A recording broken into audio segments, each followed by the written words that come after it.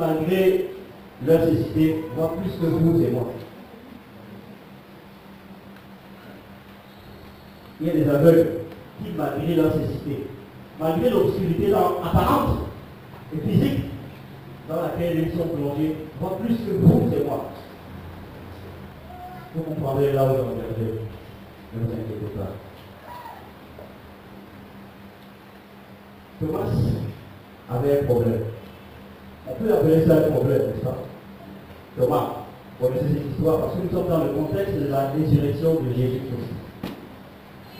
Nous sommes arrêtés dimanche passé au verset 18 de Jean chapitre 20. Et toute cette partie, Jean 20, de 1 à 18, nous a parlé de la résurrection de Christ.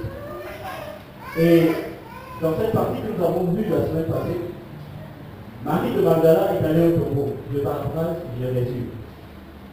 Elle est allée au tombeau, elle a constaté que le tombeau était vide. Elle s'est mise à pleurer. Et quand elle s'est mise à pleurer, quelqu'un derrière elle lui dit, femme, pourquoi pleures-tu? Et elle se retournait et de voir qui? Elle a vu qui? Non, elle n'a pas vu Jésus. Elle a vu le jardinier, n'est-ce pas? Elle a vu un homme. Je crois, d'après ce qui est écrit dans la Bible, que Marie et cet homme-là, qui se tenait derrière elle, et qui l'a appelé, et qui s'est manifesté, il y avait une distance, pas plus loin qu'une distance de lui, alors de la bouche à l'oreille. C'est-à-dire que ce n'était pas quelqu'un qui était très loin, c'était quelqu'un qui était plus proche. Ça veut dire que s'il fallait reconnaître la personne, c'était facile de la reconnaître. Mais elle n'a pas reconnu. Est-ce que vous vous êtes demandé pourquoi Marie n'a pas reconnu la personne? Ce matin, nous parlons de Thomas. Thomas appelé Didyme, l'un des 12. Il n'était pas avec eux lors de la première apparition de Jésus dans la chambre haute. Et quand lui il est arrivé, Jésus était déjà parti. Et les disciples ont dit, Jésus, le Seigneur était avec nous. Et Thomas de répondre, comme vous l'avez entendu, si je le vois dans ses mains, la marque des clous, et si je le mets mon doigt dans la marque des clous, et si je le mets dans son côté, ma main dans son côté, je le croirai pas. On connaît bien cette histoire de Thomas, n'est-ce pas? Quand quelqu'un est dit, on l'appelle Thomas, n'est-ce pas? On se montre du oh, toi tu es Thomas, je vais d'abord voir avant de croire. Je vais vous poser encore une autre petite question. Peut-on adorer ce qu'on ne voit pas? Oral, les adorateurs du Seigneur. Vous adorez ce que vous ne voyez pas. Vous avez peur. C'est une question piège, n'est-ce pas? Ceux qui adorent les idoles, les bouts de bois, les bouts de pierre, tout ce qui est taillé, et toutes sortes d'idoles qu'on peut voir, les adorent pourquoi? Parce qu'ils les voient, n'est-ce pas? Il y a des personnes qui adorent des femmes. Est-ce que tu veux adorer une femme si tu ne la vois pas? Soyons terre à terre.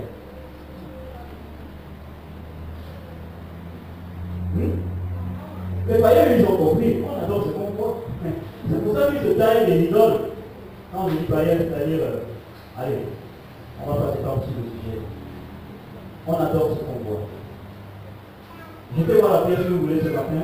J'affirme que l'on ne peut adorer que ce que l'on voit. Vous n'êtes pas d'accord avec ça?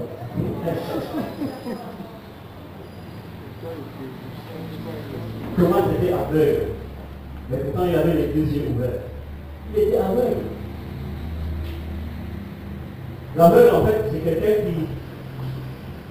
qui ne peut savoir là où il est, qui ne peut reconnaître l'endroit où il est, soit retouché, là, il souvent le bâton. Il sait que non, là, il est à côté de la chair. Bien, non, là, il est à côté de l'hôtel. Soit à lui, ce qu'il entend. Mais il ne voit pas. On est d'accord? Thomas a manifesté les mêmes signes que l'aveugle. Il a fallu qu'il touche. Et lorsque Thomas a touché, il a fallu que Jésus parle. Et Jésus lui a dit quoi? Avance aussi, n'est-ce pas? Avance ici ton doigt et regarde les mains, ok? Avance aussi ta main et mets-la. Et ne sois pas incrédule, mais quoi? C'est à ce moment-là seulement que Thomas s'est mis à genoux. Je crois qu'il avait eu tout le temps de se mettre à genoux. Du moment où Jésus est entré dans la salle, Thomas pouvait se mettre à genoux, n'est-ce pas? Directement. Bon, vous allez me dire que Jésus ne lui a pas laissé le temps. Thomas était aveugle, tout simplement. Il a vu Jésus, mais il n'a pas reconnu Jésus. C'est pour ça que je disais tantôt on peut être aveugle et voir mieux que les voyants. Et paradoxalement aussi, on peut avoir les deux yeux ouverts et ne rien voir. Je vous pose encore la question. Peut-on adorer ce qu'on ne voit pas? Je vais un peu rentrer dans l'Ancien Testament pour citer un cas de cécité aussi, un cas patent de cécité. Vous vous souvenez de l'histoire d'Élisée, n'est-ce pas? Élisée et son serviteur Géasi. Les Syriens, en tout cas les ennemis d'Israël, étaient en train d'attaquer Israël, le peuple d'Israël, et ils lançaient des raids, ce qu'on appelle les attaques sporadiques, les commandos. Mais chaque fois, ils constataient que non. Les Israélites sont au courant de leur malheur, avant qu'ils n'arrivent. Et le roi de Syrie dit, il y a un traître parmi les généraux. Trouvez-moi le traître. Les généraux disent, non, il n'y a pas quelqu'un qui se trahit. Mais c'est que, dans le peuple d'Israël, tu vois là, il y a un voyant. Il y a quelqu'un qui voit. Et chaque fois, avant même, pendant que Dieu me dit ta couche là, ce que tu penses seulement, lui, il connaît déjà. Et il avait dit le roi d'Israël. Le roi de Syrie a dit, allez donc me chercher ce type-là. Allez me chercher ce homme. Ils sont allés et ils ont entouré la maison du roi Élisée. Quand vous regardez un peu la réaction d'Élisée, c'est un peu amusant. Élisée était tranquille, dans ses occupations. Les gens étaient autour de lui, avec des armes. Géasi, son serviteur, se met à paniquer. Il dit que, maître, ils sont venus, ils ont tout, on fait comment? Et Élisée dit que, ceux qui sont avec nous sont plus nombreux que ceux-ci. Et je paraphrase, ouais, Seigneur, ouvre-lui les yeux, me demande, ouvre les yeux là, les yeux d'aveugle. Et le Seigneur a ouvert les yeux de Géasi. Et qu'est-ce que Géasi a vu? Il n'ont pas vu. La paix était là. Elle était là. Mais Géasi la voyait. Mais Élisée, lui, la voyait. Les deux étaient différents, n'est-ce pas? Élisée voyait. Géasi ne voyait pas. Pourtant, physiquement, les deux avaient les yeux ouverts. Peut-on adorer ce qu'on ne voit pas?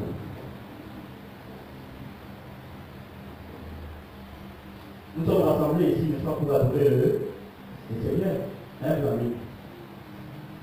Pour adorer le roi des rois. Peut-on adorer quelqu'un qui ne voit pas? Soyons sincères. Je vous repose encore la question.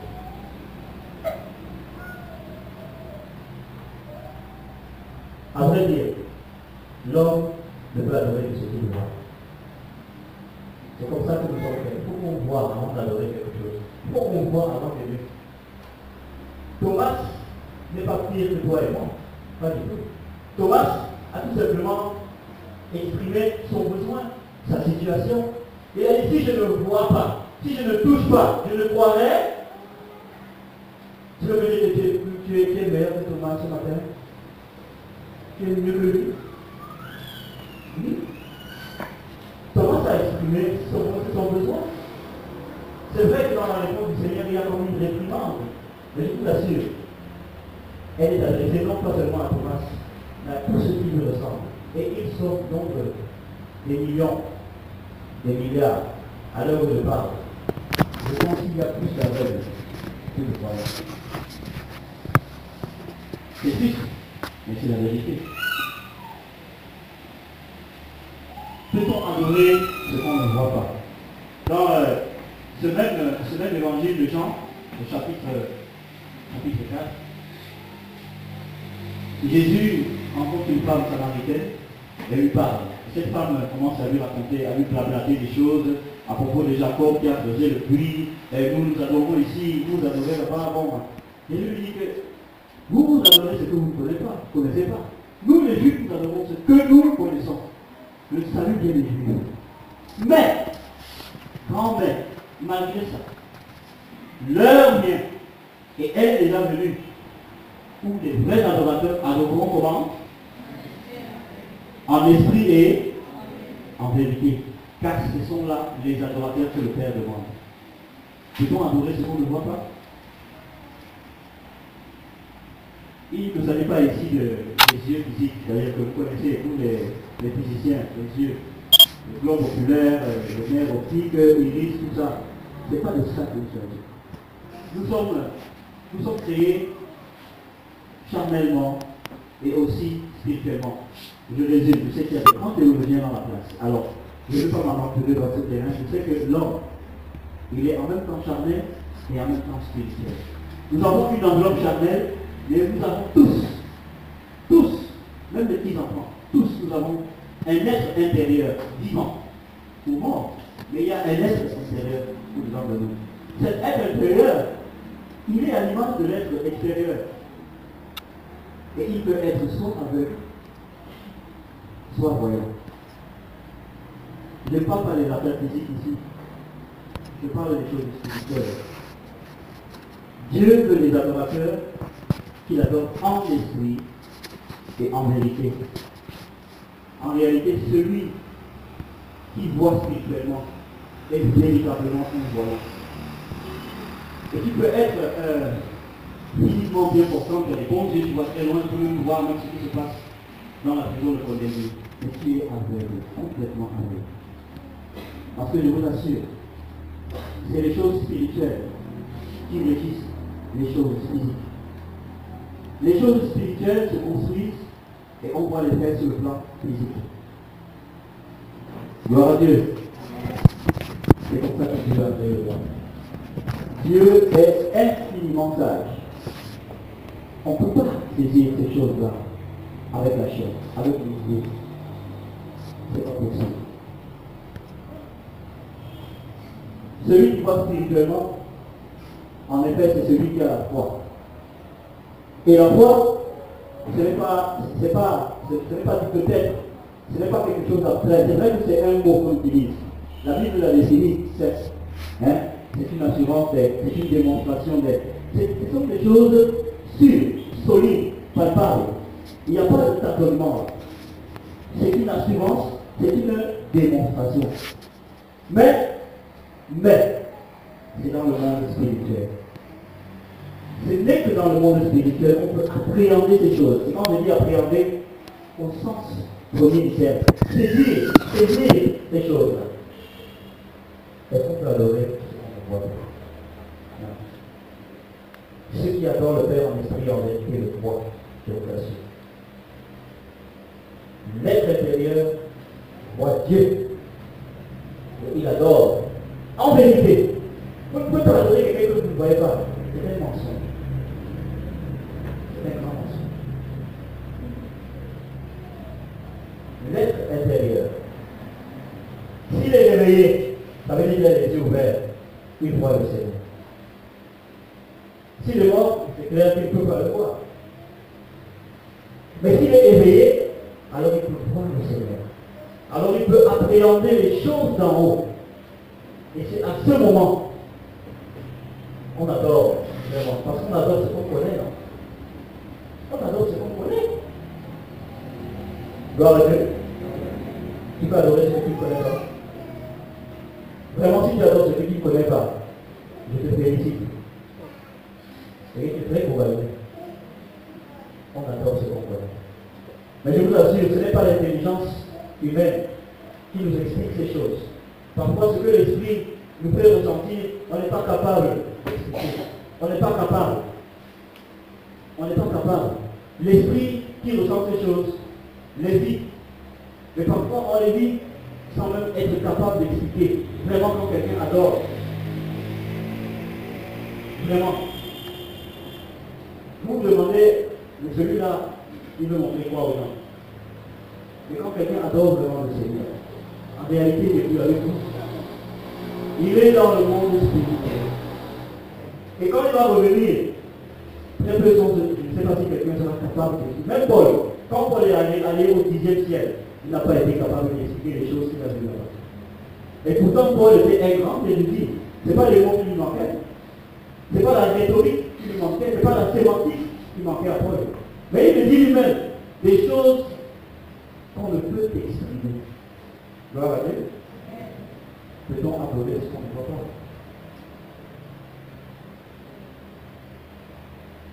Notre homme intérieur peut être voyant ou non, comme je le disais. S'il ne voit pas, alors nous sommes dans l'obscurité, tout simplement. Nous sommes spirituellement dans l'obscurité. Nous tâtonnons. Peut-être que je viens à l'église et je vois Blanqui lever les mains au ciel, et puis j'imite. Ou bien je vois, je ne sais pas qui. Et je fais aussi parce que bon. Hein? C'est dans l'ordre des choses, n'est-ce pas? Il ne faut pas qu'on dise que moi je suis là comme un poteau planté. D'autres sont même très sincères, ils restent là et vous regardent parce qu'ils sont présents lui, ils parlent avec eux. Il n'est pas là où vous êtes. Quelqu'un que j'apprécie beaucoup m'a dit un jour, vous étiez en train de préparer une grande soirée de louange. Et elle nous exhortait cette personne-là dans les répétitions, à ne pas répéter simplement avec les instruments, mais à répéter le moment d'adoration, à répéter le moment de louange. Et on se demandait, mais pourquoi les gens comprenaient, non? Viens en main, on connaît ça, non? Mais elle nous a dit ceci. Tu ne peux jamais amener quelqu'un là où toi-même tu n'es jamais arrivé. Ça c'est faux. Tu ne peux pas. Je ne peux pas vous amener dans la présence du Seigneur si je ne suis jamais arrivé. Non.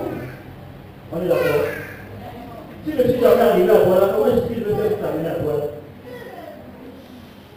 Si je suis jamais arrivé à Kinshasa, comment je ne peux pas arriver à je ne peux pas t'amener là-bas. Et pourtant, bien évidemment le Seigneur, c'est notre rôle, n'est-ce pas? On attend de nous pressions, faciliter l'entrée de tout ce peuple dans la présence du Seigneur. Quelle lourde responsabilité. Gloire à Dieu. C'est un grand mandat. C'est un mandat terrible. C'est un mandat. Amen. Si nous sommes comme Thomas ce matin, peut-être que nous avons besoin d'une mesure radicale. Thomas avait besoin de toucher le Seigneur. Et il avait besoin d'entendre le Seigneur lui dire, ne sois pas incrédule. Et vous savez, la voix du Seigneur fait autorité, on est d'accord. De même, la fois passée, on a vu Marie. Marie, elle commence à blablater aux gens. Il dit, non, mais on a pris le corps de mon Seigneur, je ne sais pas.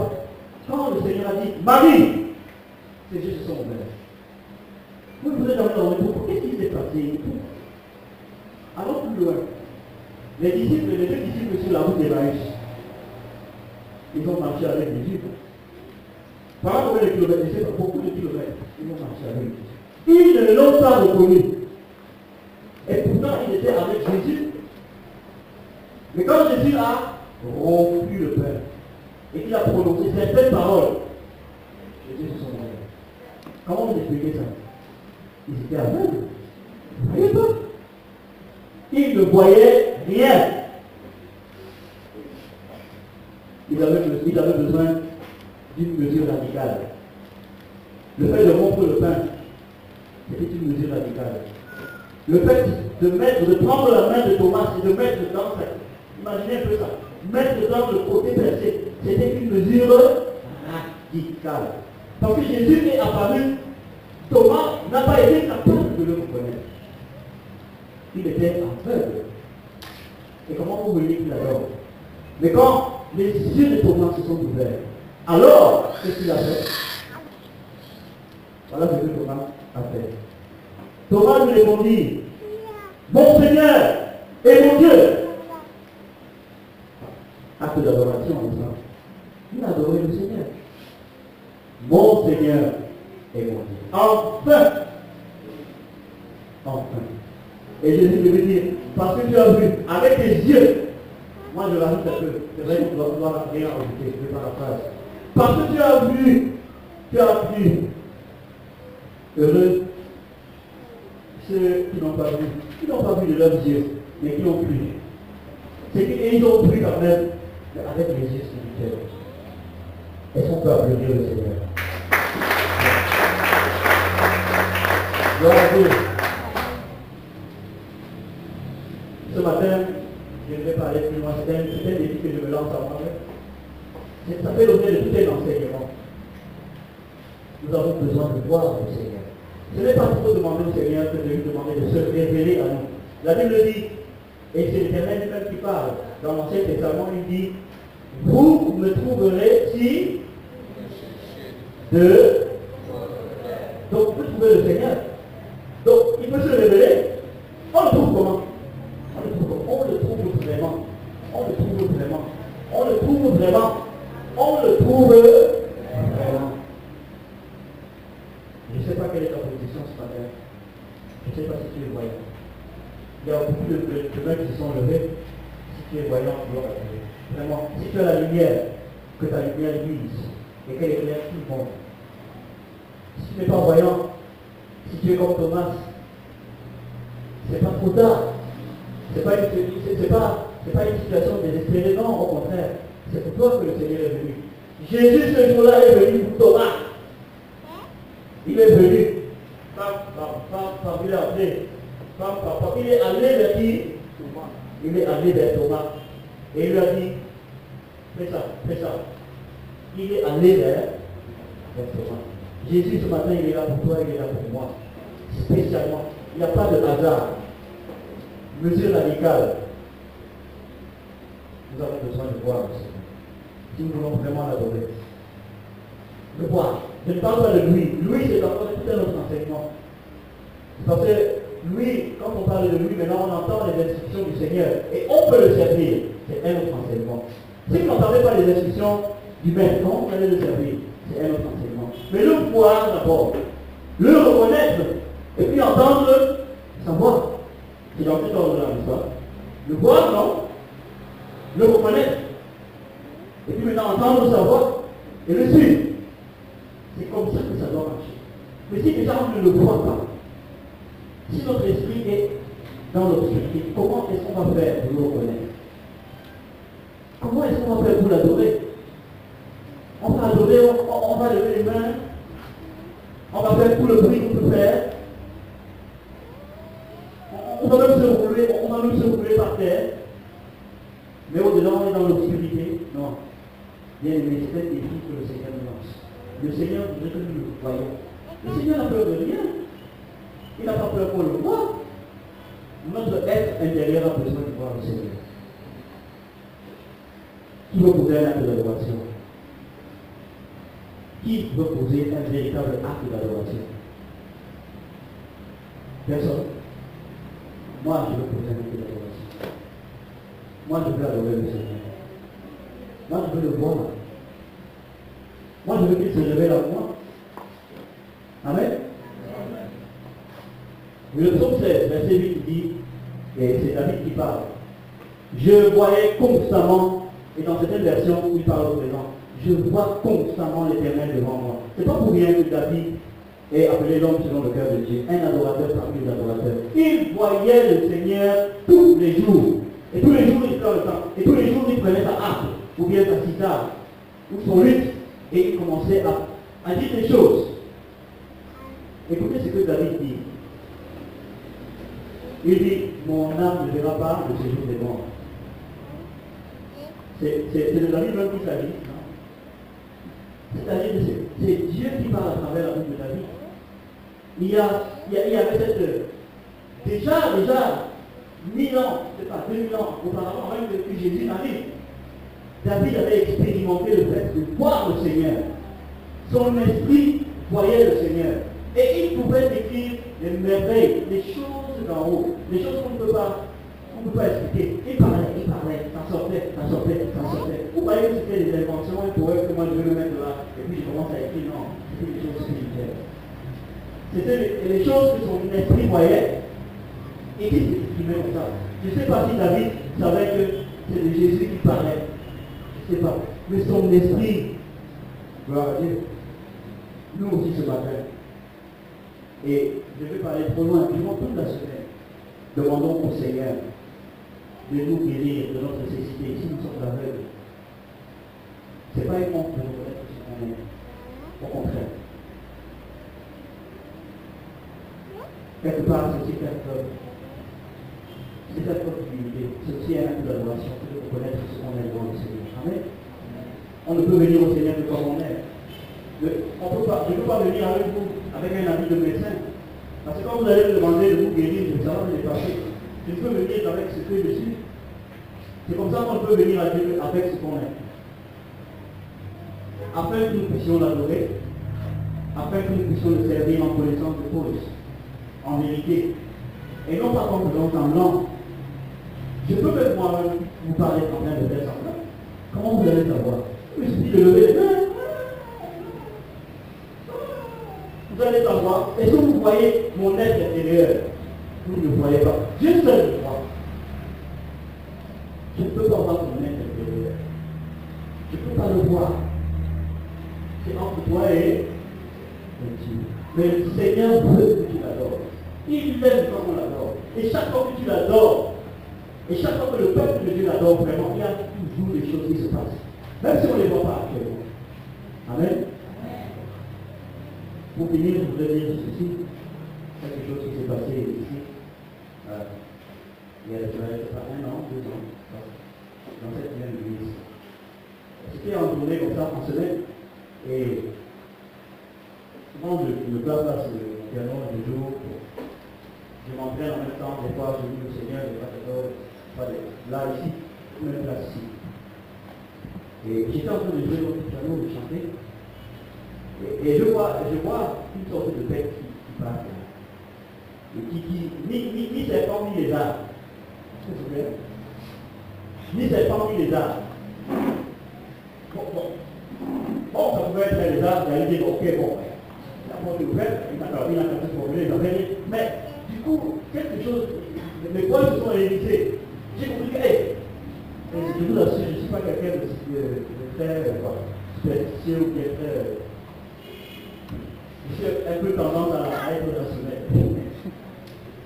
Mais j'ai senti que dans ici, là, il y a quelque chose qui va.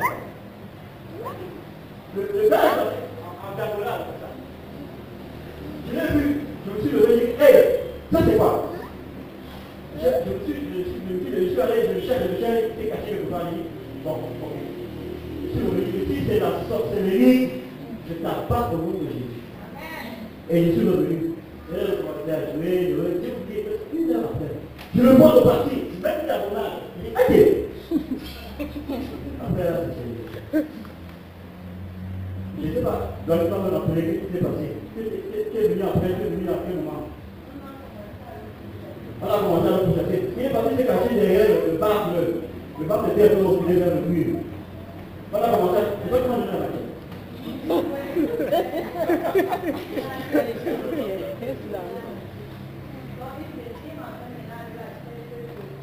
Il voulait nous aider. Et on a pris la maquette. Et on est il avait je l'ai sorti là, il dit que si c'est la sorcellerie,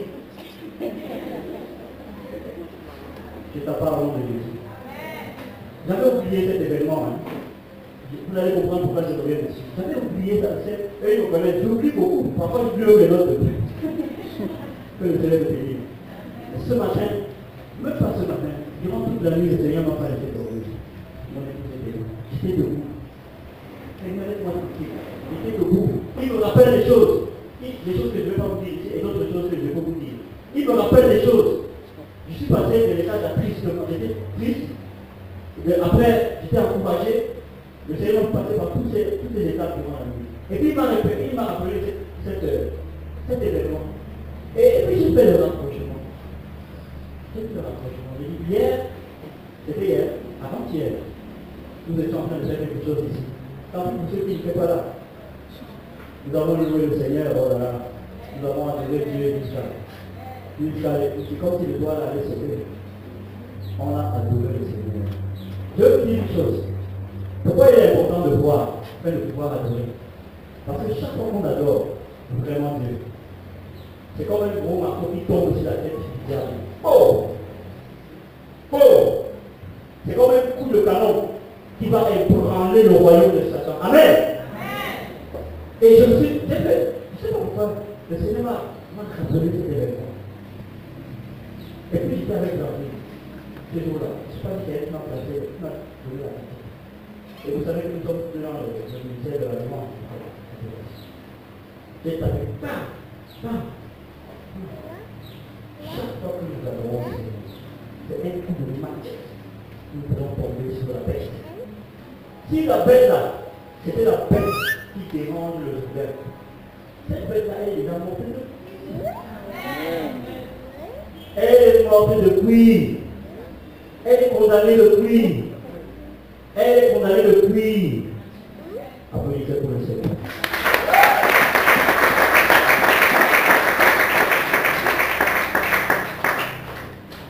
Ne dis pas que je vais tirer la couverture de mon côté parce que je suis dans le ministère de la louange et de l'adoration. Je pense fermement, très sincèrement, que le ministère de la louange, vous avez partie très liée avec le bonheur de notre paroisse. Et plus, puisque nous sommes, on vous appelle souvent l'église mère, c'est ça? Avec tout l'avenir de l'église méthodiste au Cameroun. Vous avez un mandat, c'est de décapiter la bête. Il faut qu'on continue à adorer le Seigneur. Continue à l'adorer. C'est pas souvent facile. Parfois on est fatigué, parfois le matin on s'est levé que c'est ça notre mandat. Continuez à adorer le Seigneur. Continuez à faire du bruit pour le Seigneur. Continuez. Tapez la main sur la tête de la bête. Tapez. Et le Seigneur, vous allez voir. Gloire à Dieu. Je ne vais pas aller plus loin que ça. C'est ça que j'ai dépassé de 15 minutes. Si je vais dépasser, pardonnez-moi. Chaque fois que nous adorons Dieu, par nos actes, pas seulement par la louange, par nos actes d'adoration. Le révérend Élie Mouteba nous a parlé d'un acte d'adoration qu'il avait posé, un grand acte d'adoration. Je n'oublierai jamais cette prédication. Chaque fois que nous adorons le Seigneur, soit avec ce que nous faisons, soit avec notre attitude, notre service, notre engagement, chaque fois que nous le faisons sincèrement, Dieu répond. Dieu n'est pas muet. Gloire à Dieu. Dieu répond. Et je voudrais que cette flamme de la véritable adoration nous embrasse. Mais pour cela, il faut que le Seigneur se révèle à nous, que nous sachions qui est-ce que nous allons adorer. Qui? C'est qui? C'est qui? C'est qui? Qui c'est le petit Jésus, là, le petit Jésus, petit Jésus, gentil. Mais qui c'est le roi des rois? Si c'est vraiment l'alpha l'oméga, si c'est la personne que quand tu regardes, tu ne peux même pas regarder parce qu'il est comme l'étoile brillante du matin. Si c'est lui là, vraiment, il faut qu'on croie, qu'on sache et qu'on adore. Gloire à Dieu. Ouvre mes yeux, ouvre mes yeux, pour que je contemple les merveilles de ta gloire.